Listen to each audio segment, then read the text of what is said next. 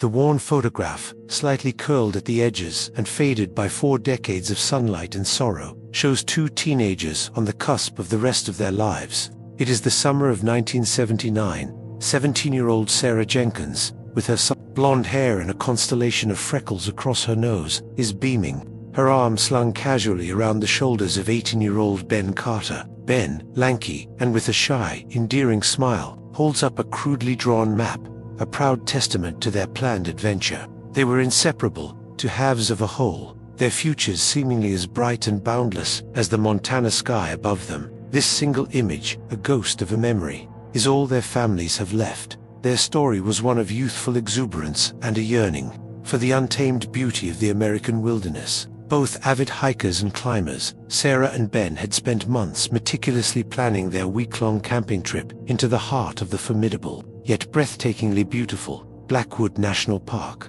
They had pored over topographical maps, saved up for the best gear their summer jobs could afford, and assured their anxious parents that they were prepared for any eventuality. Their excitement was a palpable energy, a vibrant hum that seemed to fill every room they entered. It was to be the grand adventure that would cap off their high school years before they ventured into the separate paths of college. The last time anyone saw them was on the morning of August 12, 1979. A park ranger at the Blackwood entrance station remembered their beat-up Ford Pinto, its trunk laden with camping equipment. He had exchanged a few pleasantries with them, a brief conversation about the trail conditions, and a friendly warning about a recent bear sighting. He recalled their infectious enthusiasm, their eyes wide with the promise of the wild. They had signed the trail register, their youthful scrawls a poignant testament to their presence, before disappearing into the dense canopy of pine and fir. The crunch of their hiking boots on the gravel path, the last sound to mark their departure from the civilized world. For the first few days, there was no cause for alarm. The vastness of Blackwood was known to swallow visitors whole, only to spit them out, tired and exhilarated, days later.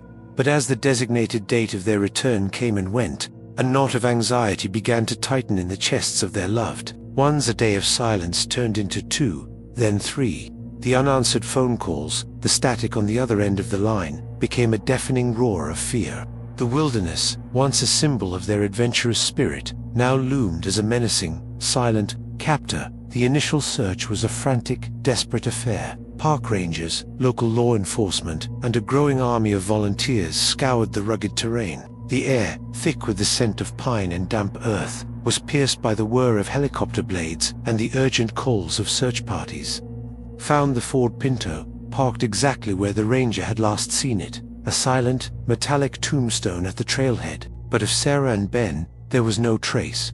It was as if the ancient forest had opened its maw and swallowed them whole, leaving behind nothing but a void of unanswered questions. The search parties combed through dense undergrowth, their boots sinking into the soft, loamy soil. They navigated treacherous ridges, their voices echoing in the vast, empty canyons. Every snapped twig, every rustle of leaves, brought a surge of hope, quickly extinguished by the relentless silence of the wilderness. The days bled into weeks, the initial flurry of activity giving way to a gnawing sense of despair. The faces of the searchers, once etched with determination, became masks of grim resignation as the first snowflakes of an early winter began to dust the high peaks of Blackwood. The official search was scaled back, then reluctantly called off. The wilderness, with its impenetrable secrets, had won. For the families of Sarah and Ben, it was the beginning of a lifetime of ambiguous loss, a wound that would never fully heal. The silence that followed was a heavy shroud, punctuated only by the mournful cry of the wind through the pines, a constant, haunting reminder of the 2 young souls who had walked into the forest and never walked out. The case of the vanished campers quickly became a local legend, a ghost story whispered around campfires. Theories swirled like the mountain mist, a tragic accident, a vicious animal attack, a chance encounter with someone with malevolent intentions. The files grew thick with dead-end leads and unsubstantiated rumors. The years passed, turning the raw, gaping wound of their disappearance into a dull, persistent ache. The world moved on, but for the families of Sarah and Ben, time remained frozen in the summer of 1979. The faces in the photograph, once so full of life and promise, became specters of what could have been. the vibrant colors of their youth leached away, leaving behind a grayscale portrait of unresolved grief. Their laughter, their dreams, their very existence seemed to have evaporated into the thin mountain air. The mystery of their disappearance became a part of the park's mythology, a cautionary tale for a new generation of adventurers who dared to test the limits of the wild. And so, for 40 long years, the forest kept its silence. The trail they had so eagerly embarked upon was reclaimed by nature, the memory of their footsteps erased by the passage of time. The case of the vanished campers of Blackwood National Park grew cold, a forgotten file in a dusty cabinet. But deep within the untamed heart of the wilderness, an unthinkable secret lay dormant, waiting for the right person, at the right time, to bring it out of the darkness and into the stark, unforgiving light of the present day. 40 years is a long time for a secret to lie buried. In the fall of 2019, David Norwood, a seasoned park ranger with a face weathered by years of sun and wind, was on a routine patrol in a remote, seldom visited section of Blackwood National Park. It was a crisp autumn day, the air carrying the sweet, earthy scent of decaying leaves. The forest was a riot of color, the aspens a brilliant gold against the deep green of the pines. Norwood, a man who found solace in the quiet rhythms of the wilderness, was marking trees for a future trail rerouting, a task that took him far from the well-trodden paths. He was a man who knew the park like the back of his hand, every ridge, every canyon, every hidden meadow. But on this particular day, a glint of something unnatural caught his eye. Half buried in the damp earth, nestled amongst a tangle of roots at the base of an ancient, gnarled pine, was a small, metallic object. Curiosity piqued, he knelt down, the twigs and leaves crackling under his worn leather boots. He carefully brushed away the soil, his gloved fingers revealing a tarnished silver locket, its delicate chain broken. The locket was a relic of a bygone era, its surface etched with a simple, elegant floral design. With a gentle nudge of his thumb, the clasp sprang open.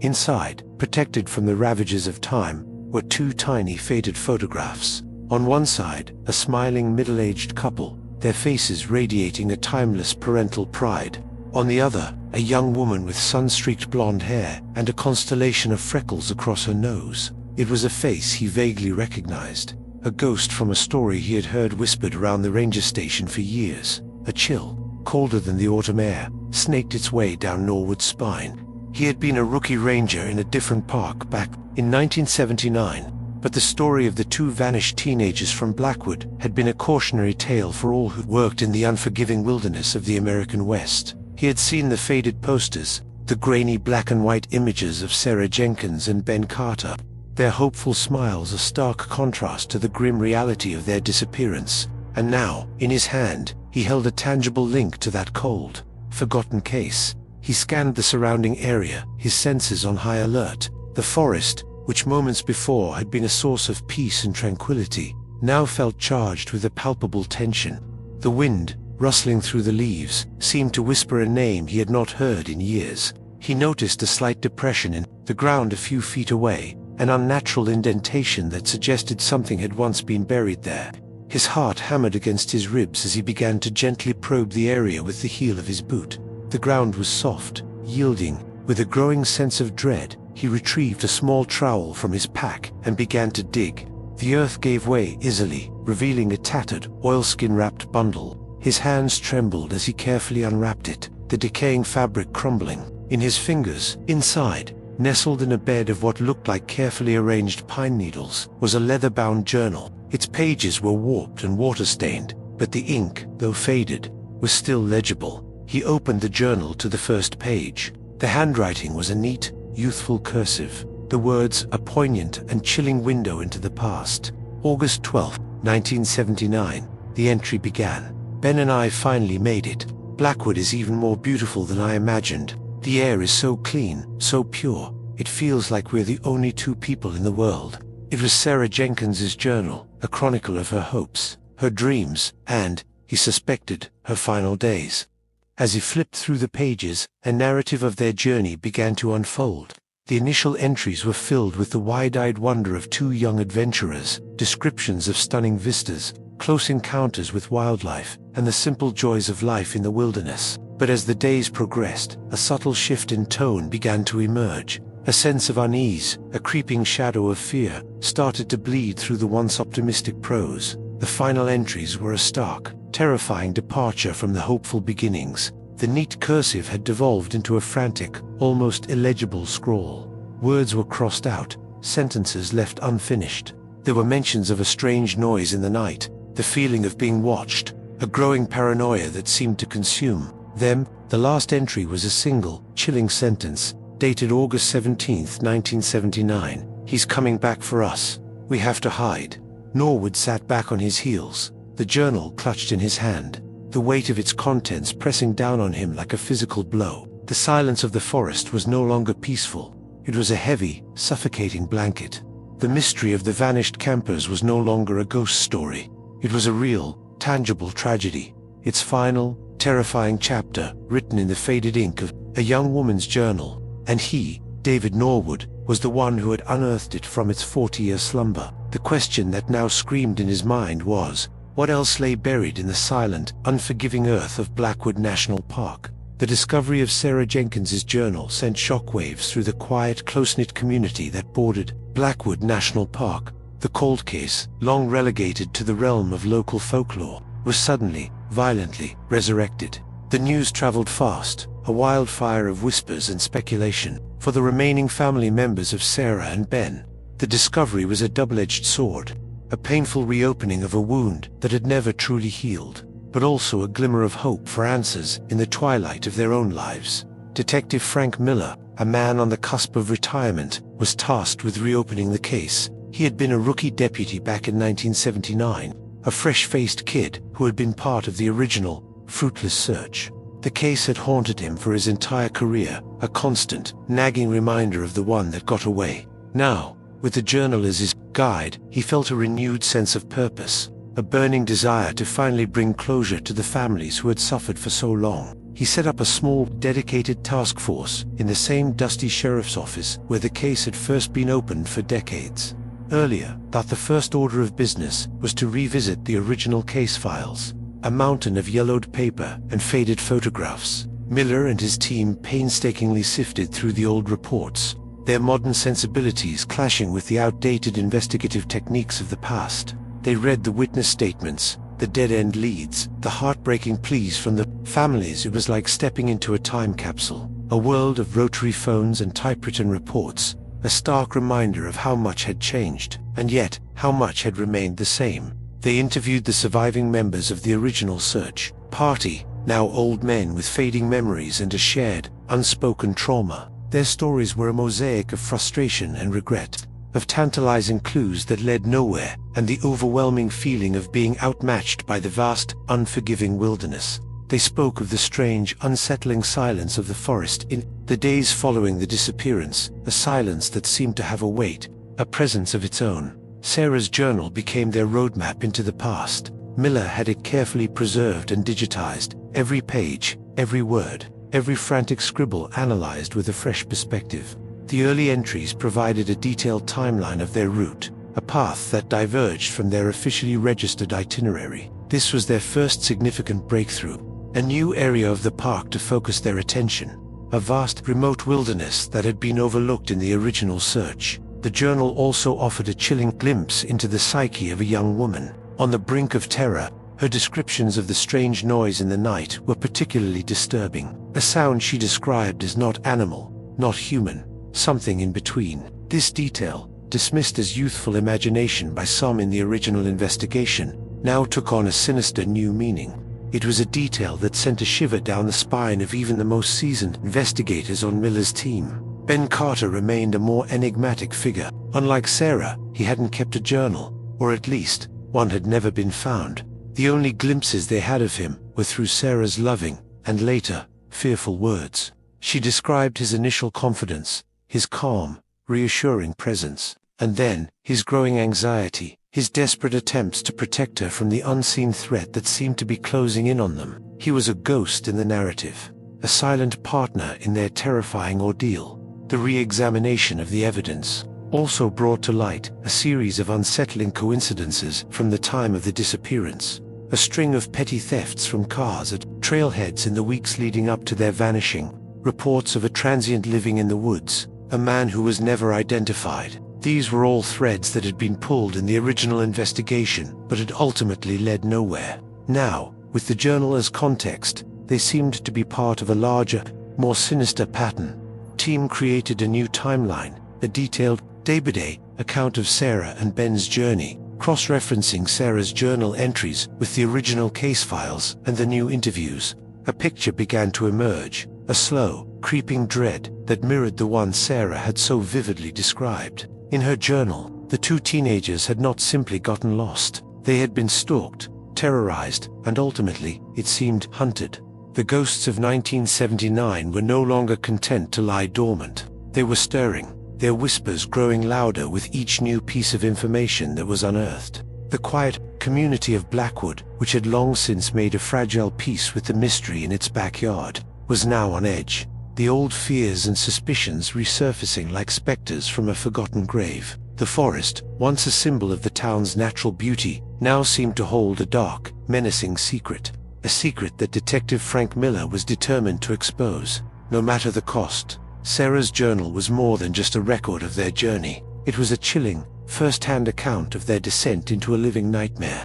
The initial pages were a testament to their love for each other and the wilderness, filled with sketches of wildflowers, pressed leaves, and poetic descriptions of the changing light on the mountains. Ben says, "I'm a romantic," she wrote on their second day, "but how can you not be in a place like this? It feels like the world was made just for us."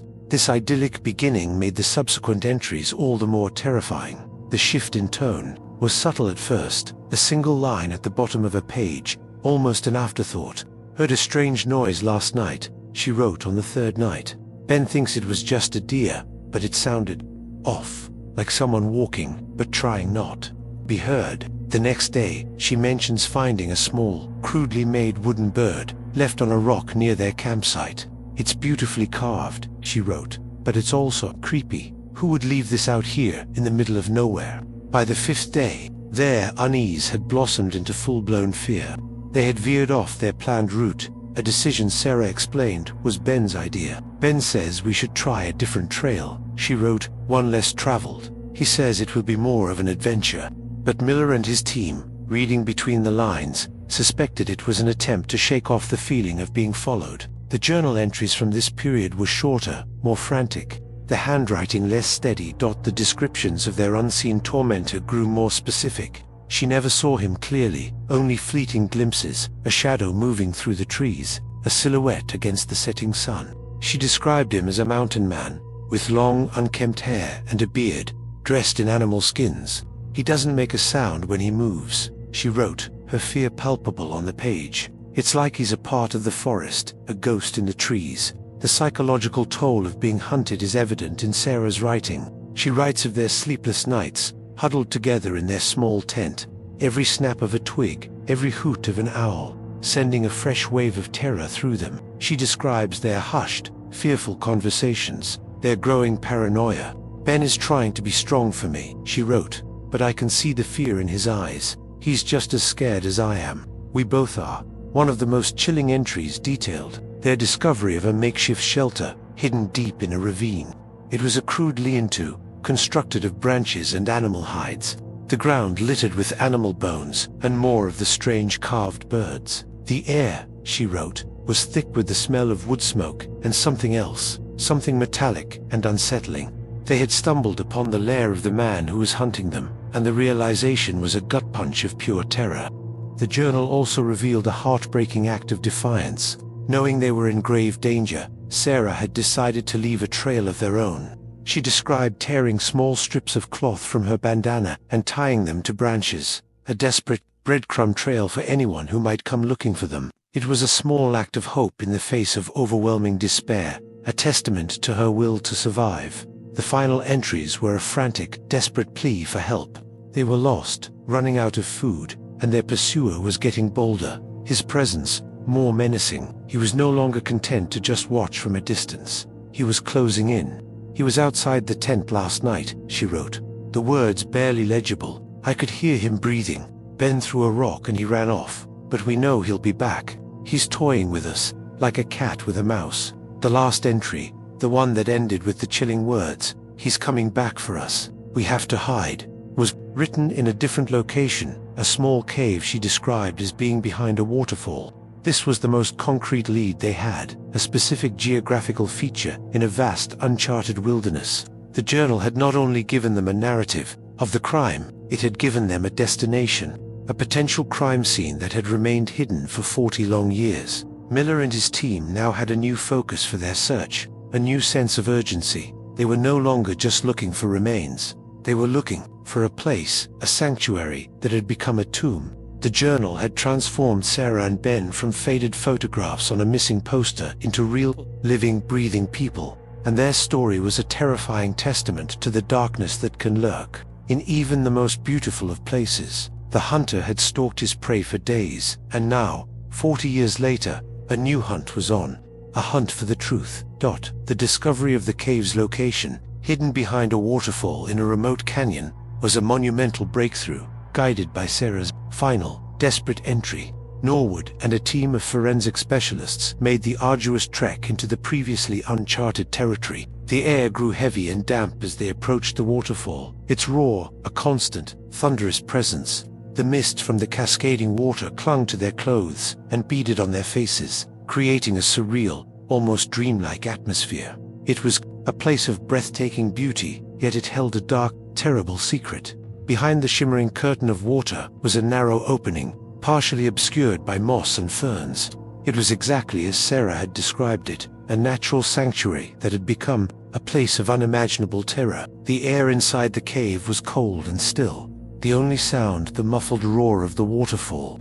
As their eyes adjusted to the dim light, they saw it, a scene frozen in time for 40 years. A silent, heartbreaking tableau of two young lives. Cut short, the remains of two individuals were found in the deepest, most protected part of the cave. They were huddled together, as if seeking comfort in their final moments. The tattered remains of their clothing, the faded colors of a bygone era, were still visible. Beside them, a collection of their belongings, a worn backpack, a small, rust-covered camping stove, and a single mud-caked hiking boot. It was a somber, sacred space, a tomb that had held its secrets for 4 decades. The forensic team went to work with a quiet, respectful reverence. Every inch of the cave was a potential piece of the puzzle. They carefully documented the position of the remains, the layout of the makeshift camp, the scattered remnants of their final days. They found a small, tarnished pocket knife, its blade still slightly open, lying near what they presumed to be Ben's remains, a silent testament to a final, desperate act of defiance. Among the heartbreaking discoveries was a small, hand-carved wooden bird, identical to the one Sarah had described. In her journal, it was placed on a rock near the entrance of the cave, a sinister calling card left by their tormentor. This single object was a powerful piece of evidence, a direct link between the person who had stalked them and this final, tragic scene. The sight of it sent a fresh wave of anger and sadness through the investigators. The cave itself seemed to hold the echoes of their final hours. The walls, damp and slick with moisture, seemed to whisper their story. The forensic team found faint scratches on the stone near the entrance, marks that could have been made by someone trying to barricade themselves in, a futile attempt to keep the evil of the outside world at bay. It was a testament to their will to survive, a fight for life in the face of certain death. The recovery of the remains was a slow, painstaking process. Each bone, each fragment of clothing, was carefully collected and catalogued. The team worked in near silence, the only sounds the gentle scrape of their tools and the ever-present roar of the waterfall. It was a somber, emotionally charged task, each discovery a fresh reminder of the 2 young lives that had been so brutally extinguished in this beautiful, yet unforgiving, place. As they prepared to leave the cave, a young forensic technician noticed something wedged in a narrow crevice in the rock wall, something that had been overlooked in the initial sweep. It was a small, corroded metal tin, the kind that once held mints or tobacco. With a surge of adrenaline, he carefully pried it open. Inside, protected from the elements, was a roll of undeveloped film. It was a discovery that no one had anticipated, a potential window into the final days, and perhaps a glimpse of the face of their killer. The discovery of the film canister was a game-changer. It was a fragile, time-worn piece of evidence that could hold the key to unlocking the entire mystery. The team handled it with the utmost care, a sense of hope and trepidation mingling in the damp air of the cave. The whispers of the past were growing louder, more insistent, and it seemed that Sarah and Ben, after 40 years of silence, were finally ready to tell their story as they emerged from behind the waterfall, the late afternoon sun casting long shadows across the canyon. The world outside the cave seemed different, changed. The beauty of the wilderness was now tinged with a deep, profound sadness. The cave had given up its dead, but it had also offered a new, unexpected path toward justice. The hunt for the truth had taken a dramatic, unforeseen turn, and the contents of that small, corroded tin held the promise of an answer to a question that had haunted a community for 4 decades. The roll of undeveloped film, a fragile relic from a bygone era, was a ticking time bomb of potential evidence. Detective Miller knew that its preservation and development were critical. He entrusted the delicate task to a specialist in archaic film processing, a man who understood the nuances of the 40-year-old celluloid. The entire task force held its breath as they waited for the results, a mixture of hope and anxiety hanging heavy in the air of the small sheriff's office. The images on that roll could be anything: blurry landscapes, youthful selfies, or, if they were lucky, the key to identifying a killer. The day the developed photographs were ready was a day of reckoning. Miller and his team gathered in a darkened room, the glow of the computer screen illuminating their tense faces. The first few images were exactly what they had expected: candid shots of Sarah and Ben, their faces radiant with the joy of their adventure. There were pictures of them grinning in front of a stunning mountain vista, a shot of Ben proudly holding up a fish he had caught, a blurry image of Sarah laughing, her hair caught in the wind. These photos, while heartbreaking in their innocence, were a poignant reminder of the lives that had been stolen. As the slideshow progressed, the tone of the images began to shift, mirroring the growing sense of dread in Sarah's journal. The smiles were replaced with looks of concern, the carefree poses with huddled, defensive postures. There was a photo of their campsite, taken from a distance, the small tent looking vulnerable and isolated in the vast wilderness. Another showed the crudely carved wooden bird that had been left for them, a sinister object placed in sharp focus, a clear indication that they were aware of its significance. Then, there was the image that made the entire room fall silent. It was a grainy, slightly out-of-focus shot, taken from what looked like a hiding place behind a cluster of ferns. In the distance, a figure of a man could be seen, his back partially turned as he walked away from their campsite. He was tall and broad-shouldered, dressed in what appeared to be buckskin clothing. His long, dark hair was matted, and a thick beard obscured his features. It was the mountain man from Sarah's journal, a fleeting, ghostly presence captured on film. But it was the next photograph that delivered the knockout blow. It was a close-up, a shot taken with a zoom lens, the image shaky as if captured in a moment of sheer terror. The man had turned, his face partially visible through the trees. His eyes, dark and intense, seemed to bore through the lens, a chilling, predatory gaze. He had a prominent scar that ran from his left eyebrow down to his cheek, a distinguishing feature that was impossible to miss. It was ancients from that era. The investigation, which had been a slow, methodical crawl through the past, was now a full sprint race against time. The release of the photograph to the public created a media frenzy. The story of the vanished campers, once a local tragedy, was now a national sensation. The image of the mountain man of Blackwood was splashed across television screens and newspaper front pages. Calls began to flood into the sheriff's office, a torrent of tips and potential sightings, some credible, many not. The task force worked around the clock, sifting through the deluge of information, chasing down every lead, no matter how tenuous. The photograph also stirred up old memories in the local community. An elderly woman who had worked as a waitress in a diner just outside the park in 1979 called in, her voice trembling. She remembered a man with a scar, a quiet, intense drifter, who would come in for coffee and sit for hours, staring out the window towards the mountains. She said he gave her the creeps, that there was a darkness in his eyes that she had never forgotten. Another call came from a retired logger, who had worked in the area during that time. He recalled a confrontation with a man who matched the description, a poacher who had been illegally trapping in the national park. He said the man was volatile and threatening, that he had warned him to stave off his land. These were the first real, tangible leads they had, threads that connected the ghostly figure in the photograph to the world of the living.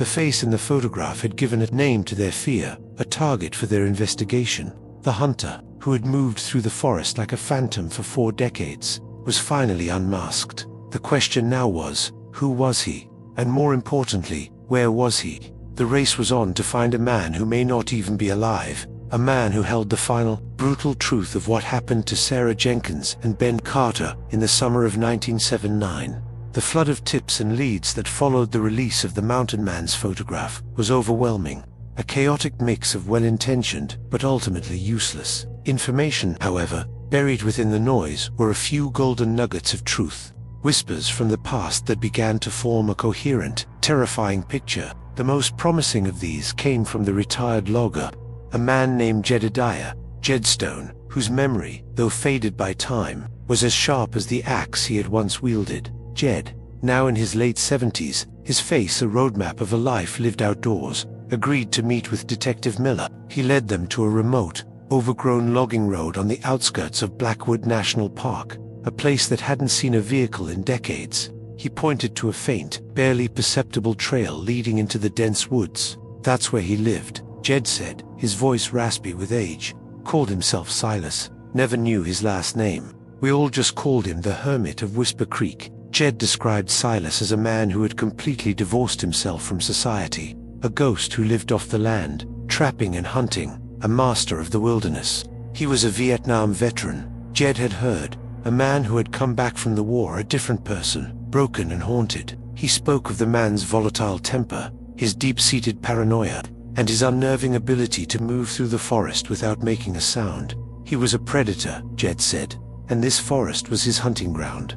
With Yet's guidance, Miller and his team, along with a group of specially trained search and rescue personnel, ventured into the unforgiving terrain. It was a grueling hike, a journey into a part of the forest that felt primeval, untouched by the modern world. After several hours, they came to a small, secluded valley, bisected by a babbling creek, Whisper Creek, and there, nestled into the side of a hill, was the dilapidated ruin of a small, hand-built cabin. The cabin was in a state of advanced decay, its roof caved in, its walls surrendering to the relentless embrace of the forest. It was a place that time had forgotten, a testament to a life lived in complete isolation. As they carefully picked their way through the debris, they found remnants of a life lived on the fringes of civilization, rusted traps, animal skulls, a tattered copy of Moby Dick. It was a scene that was both pathetic and deeply unsettling, but it was what they found buried beneath the floorboards of the cabin that turned the unsettling scene into a house of horrors. In a shallow, dirt-floored cellar, they unearthed a collection of macabre trophies, a chilling testament to a disturbed and violent mind.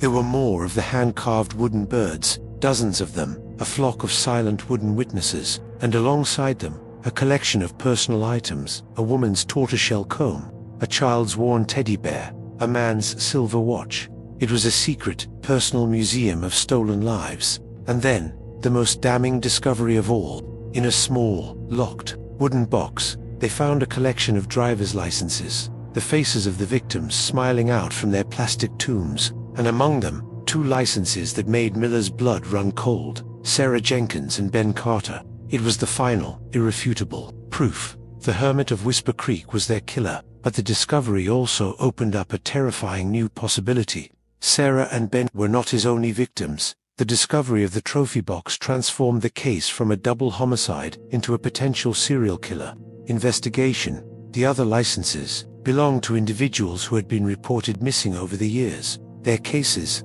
like Sarah and Ben's, long gone cold. They were hikers, campers, people who had been drawn to the beauty of the wilderness, only to fall prey to the monster who lurked within it. The team worked through the night, the glow of their flashlights cutting through the darkness of the dilapidated cabin. Each new discovery was a fresh wave of horror, a deeper descent into the mind of a killer. They found a collection of newspaper clippings about missing persons, the articles carefully cut out and preserved. He had been following his own work, reveling in the mystery and pain he had caused. Back at the sheriff's office, the identity of the mountain man was finally confirmed. Silas Blackwood, a drifter with a minor criminal record for poaching and assault. A man who had fallen off the grid in the early 1970s after a dishonorable discharge from the military. His last known address was a P.O. box in a town 100 miles from Blackwood National Park. He was a ghost, a man who had made a conscious decision to disappear. The elation of identifying their killer was tempered by the grim reality of what they had found. The hermit of Whisper Creek was not just a killer. He was a collector of lives, a predator who had used the vast, beautiful wilderness as his personal hunting ground.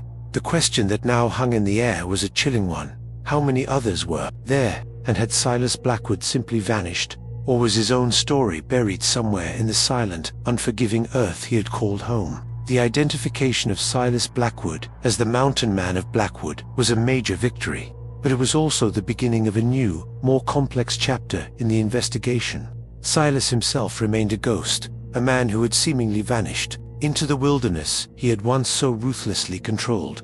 His cabin, a monument to his disturbed mind, had been picked clean by the forensic team, but the man himself was a phantom. The task force was faced with a chilling question. Was Silas Blackwood still out there, a wolf hiding in the shadows, or had he met his own end in the unforgiving wilderness he called home? The search for Silas, dead or alive, began with a deep dive into his past, an attempt to understand the man behind the monster. His military records painted a grim picture of a troubled young man, decorated for bravery in Vietnam, but also cited for repeated instances of insubordination and violence. He had been dishonorably discharged after a particularly brutal assault on a fellow soldier, an incident that had been swept under the rug by a military eager to avoid a scandal. He had returned to the States a broken man, a walking powder keg of rage and trauma. The investigation then turned to his family, a long shot given his transient lifestyle, but a surprising lead emerged from an old address on his military records, a dilapidated farmhouse in rural Idaho. There, they found his younger brother, a quiet, reclusive man named Thomas Blackwood, who had lived his entire life in the shadow of his older brother's darkness. Thomas, now in his late 60s, was hesitant to talk at first, his eyes filled with a lifetime of shame and fear. Slowly, reluctantly, Thomas began to open up. His story, a heartbreaking account of a family torn apart by violence and mental illness. He described Silas as a troubled child who had grown into a cruel and manipulative man, a bully who had terrorized his own family long before he had turned his rage on the outside world. He spoke of his brother's obsession with the wilderness, his love for hunting, a passion that had twisted into something dark and predatory after his experiences in the war. Thomas then revealed a secret he had kept for 40 years, a secret that had eaten away at him, a burden of guilt that had defined his life. He told the investigators that Silas had shown up at the farmhouse in the late fall of 1979, just a few months after Sarah and Ben had disappeared. He was gaunt and paranoid, his eyes burning with a feverish intensity. He had stayed for a few weeks, a brooding, menacing presence, before disappearing again, this time for good. But before he left, Silas had confessed to his brother, not in words, but in a series of chilling, boastful actions. He had shown Thomas a tarnished silver locket, its chain broken, and a man's wallet, its contents emptied. He had bragged about outsmarting the city kids, about his power over life and death in the wilderness. Thomas, terrified of his brother and ashamed of what he had done, had buried the secret deep inside, a sin of omission that had haunted him every day of his life. Thomas then led the investigators to a locked room in the attic of the old farmhouse, a room that had been as a boy. It was a time capsule of a disturbed youth, the walls covered in sketches of violent hunting scenes, the shelves lined with books on survivalism and warfare, and in a dusty, forgotten corner they found a collection of journals, filled with rambling, paranoid prose, a window into the mind of a killer. The journals were a goldmine of information. Silas wrote in detail about his victims, not just Sarah and Ben, but the others, the forgotten faces from the driver's licenses found in his cabin.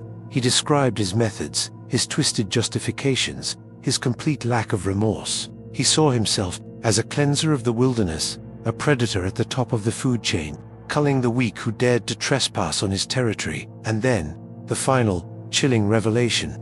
In the last journal, dated the year of his disappearance from his brother's farm, Silas wrote of his own impending death. He was sick, he wrote, a rot in his gut that was consuming him from the inside out. He described a plan to return to his sanctuary, to his cabin at Whisper Creek, to die on his own terms, to become one with the wilderness he had so brutally dominated. The sins of the father, or in this case, the brother, had finally been brought to light. Thomas's confession and the discovery of Silas's journals provided the final, crucial pieces of the puzzle. They now knew, with a chilling certainty, that Silas Blackwood was not a threat to the public. He was dead. The only remaining question was where his own story ended, where in the vast, unforgiving wilderness of Blackwood National Park he had chosen to write his final chapter. The revelation from Silas Blackwood's journal, his declaration of a final, self-imposed exile, sent the investigation back into the heart of the wilderness he had once ruled. The search for his remains became the final, symbolic act in a 40-year tragedy, a reckoning for the man who had caused so much pain and suffering. Detective Miller, along with Park Ranger David Norwood and a team of cadaver dogs, returned to the remote valley of Whisper Creek, the place where Silas's reign of terror had begun and, they now believed, where it had ended. The search was a grim, methodical affair. The team fanned out from the dilapidated cabin, the dogs working in a disciplined, focused pattern. The air was thick with the scent of pine and damp earth. The only sounds the rustle of leaves under their boots and the occasional, excited bark from one of the dogs. They were searching for a ghost, a man who had made it his life's work to disappear, to become one with the very wilderness he had so brutally violated. It was Norwood, the man who had started this journey with the discovery of Sarah's locket, who made the final, crucial find. He had a hunch, a feeling born from his deep, intuitive understanding of the forest. He led a small team to a high, rocky outcrop that overlooked the entire valley, a place that offered a commanding view of the surrounding terrain. It was a place a man like Silas, a man obsessed with control and dominance, would have been drawn to. At the base of the outcrop, hidden in a small, natural alcove, one of the cadaver dogs began to whine and paw at the ground. It signaled that it had found something. The team began to carefully excavate the area, their shovels and trowels moving with a quiet reverence. And there, in a shallow, unmarked grave, they found the skeletal remains of a man. Beside him, a rusted rifle and a leather-bound journal, its pages fused together by years of moisture and decay. The discovery was a somber, quiet moment of closure. There was no elation, no sense of victory, only a profound, weary sadness. The man who had haunted their investigation, the monster who had terrorized a generation, was finally accounted for. The forensic team confirmed what they already knew. In their hearts, the remains were those of Silas Blackwood. He had died alone, in the wilderness he had claimed as his own, a victim of the very rot he had described in his final journal entry. The news of the discovery brought a complex wave of emotions to the families of Silas's victims. For the Jenkins and Carter families, it was the end of a 40-year nightmare, a final, definitive answer to the question that had defined their lives. There was relief, a sense of justice, but also a fresh wave of grief, a final, painful acknowledgement of what they had lost. They could finally lay their children to rest, but the hole in their hearts would never truly heal. For the families of the other victims, the ones whose faces had been found in Silas's trophy box, the discovery was both a beginning and an end. It was the end of a long, agonizing period of not knowing, but the beginning of a new journey of grief and remembrance. Their loved ones, once just names on a cold case file, were now given back their stories, their lives remembered, their tragic ends finally understood. Detective Miller, on the eve of his retirement, felt a profound sense of accomplishment, but also a deep, bone-weary exhaustion. The case had taken its toll on him, a journey into the darkest corners of the human soul. He had solved the one case that had haunted his entire career, but it had come at a cost. He looked out at the majestic peaks of Blackwood National Park, their beauty now forever intertwined with the memory of the darkness that had once lurked within. The community of Blackwood, which had been so deeply scarred by the mystery of the vanished campers, could finally begin to heal. The ghost story had been given a name and a face. The monster had been vanquished. The forest, which had for so long been a symbol of fear and uncertainty, could once again be a place of beauty and solace. The whispers of the past had finally been silenced, but the story of Silas Blackwood was a stark, chilling reminder of the darkness that can exist in the human heart, and the secrets that can lie buried in even the most beautiful of places. The wilderness had been both a sanctuary and a hunting ground, a place of breathtaking beauty and unspeakable horror. It had taken 40 years for the truth to come to light, a long, painful journey from a faded photograph to a shallow, unmarked grave. The final chapter of the Blackwood mystery was not about the monster, but about the victims, the lives he had stolen, the families he had shattered. It was about the quiet, determined work of those who had refused to let their memories fade, who had fought for answers in the face of a cold, indifferent silence. And it was about the enduring power of hope, a small, fragile flame that had flickered in the darkness for 40 long years, and had finally, against all odds, guided them to the truth. The final act of the Blackwood tragedy was a somber, yet necessary one. Memorial service was held for Sarah Jenkins and Ben Carter, a gathering of family, friends, and the community that had been so deeply affected by their story. The faded photograph from 1979, the one that had been the only tangible memory for so long, was now displayed alongside new, vibrant pictures shared by their families, images of 2 young lives full of laughter and promise, a celebration of who they were, not just how they died. The service was held in a small, sun-dappled meadow on the edge of Blackwood National Park, a place where the beauty of the wilderness could be appreciated without the shadow of fear. The families spoke of their children's love for adventure, their infectious enthusiasm, their deep, abiding friendship. They were not just victims, they were a son, a daughter, a brother, a sister, a friend. Their lives, though tragically short, had been full of love and light.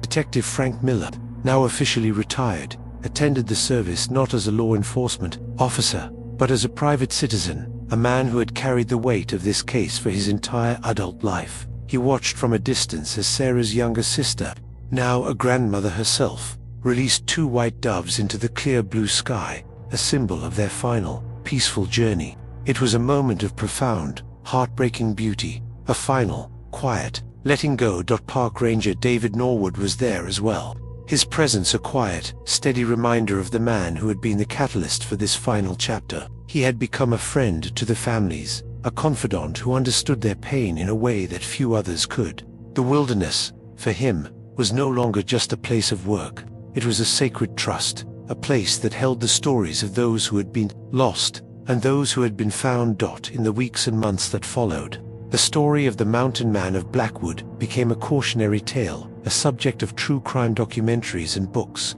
The cabin at Whisper Creek was dismantled, its dark legacy erased from the landscape. The trail that Sarah and Ben had so eagerly embarked upon was officially named the Jenkins-Carter Memorial Trail, a permanent tribute to their adventurous spirits. The other victims of Silas Blackwood were also remembered, their cold cases finally closed, their families given the painful gift of closure. The trophy box was a grim reminder of the extent of his depravity, but also a catalyst for a renewed focus on unsolved missing persons cases in national parks across the country. The darkness that had been unearthed in Blackwood had shed a light on other, forgotten tragedies. The forest itself seemed to breathe a sigh of relief. The heavy shroud of mystery and fear had been lifted, replaced by a sense of peace and remembrance. The wildflowers bloomed a little brighter, the birdsong seemed a little clearer. The wilderness, which had been a silent, unwilling accomplice to so much darkness, was once again a place of solace and renewal, its beauty a testament to the resilience of nature and the human spirit. But for those who knew the full story, the beauty of Blackwood would forever be tinged with a note of sadness. The unquiet graves of Sarah, Ben, and Silas's other victims had finally been given a voice. But their silence had been a long and lonely one. Their story was a stark reminder that the wilderness, for all its majesty, holds secrets, and that the line between civilization and the untamed heart of darkness is often thinner than we think. The final image of the Blackwood mystery is not one of horror, but of hope. It is the image of 2 families, once shattered by grief and uncertainty, now united in a shared journey of healing. It is the image of a dedicated detective who refused to give up, a park ranger who listened to the whispers of the past, and a community that came together to honor the memory of 2 of its own. And so, the story of the vanished campers of 1979 comes to a close, not with an answer to every question, but with a sense of peace, of justice, of a long overdue reckoning. The ghosts of Blackwood have finally been laid to rest, their story a powerful, enduring testament to the lives they lived, the love they shared, and the truth that, no matter how long it lies buried, will always, eventually, find its way to the light.